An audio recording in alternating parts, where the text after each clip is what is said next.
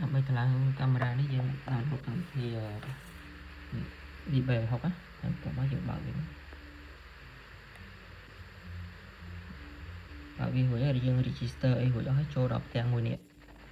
អញ្ចឹងយើងត្រូវអត់វាមកយើង add វាតាមរយៈនេះ hotspot set up confirm ហើយយើងវាយលេខកូដ Wi-Fi ផ្ទះយើងសិនណាពេលវាយរួចហើយយើងចុច next មកនេះចុច next វាឲ្យ switch Wi-Fi កន្លែង switch Wi-Fi នេះយើងទៅពេលយើងចុច switch ហើយយើងរកមកពាក្យ Wi-Fi ដែលមានឈ្មោះនេះ hub អក្សរ HAP ពីមុខអាហ្នឹងគឺ Wi-Fi របស់កាមេរ៉ាហ្នឹងហើយចុចមកចុចឲ្យវាលោតចូលមកដល់កន្លែងនេះអញ្ចឹងឃើញ Wi-Fi ឈ្មោះហ្នឹងឯងយើងចុចចាប់ Wi-Fi ហ្នឹងមកនេះយើងឲ្យវា connect ទៅ Wi-Fi មួយហ្នឹងមកអាហ្នឹង Wi-Fi របស់កាមេរ៉ារបស់យើងហើយនេះជាប់ហើយអញ្ចឹងយើងត្រឡប់ទៅកម្មវិធី V360 វិញមកហើយចុចមកហើយយើងពាក្យ confirm connected មកហើយរងចាំ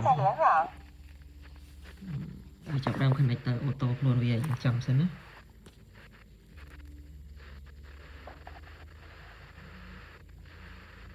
摄像机联网成功。នឹងវានិយាយស្អីខ្លះទេ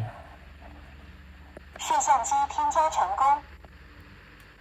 ជាប់ហើយឃើញអត់ជាប់ហើយ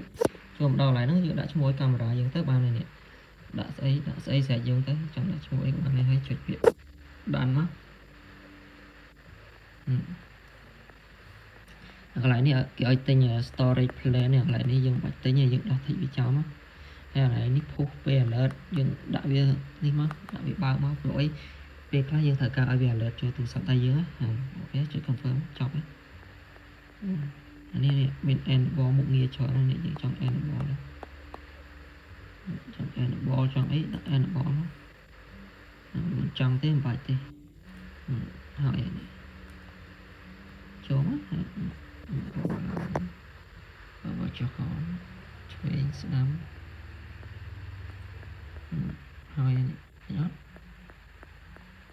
បើមកវិញគេចុះអ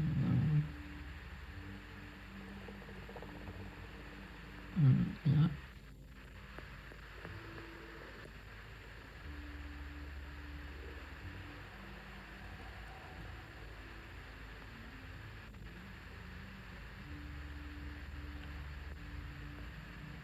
អូខេពេលហ្នឹងជាអត់អ្នកទាំងអស់គ្នាអូខេសម្រាប់កម្មវិធី VB 60គឺ install វាងាយងាយបាយបាយ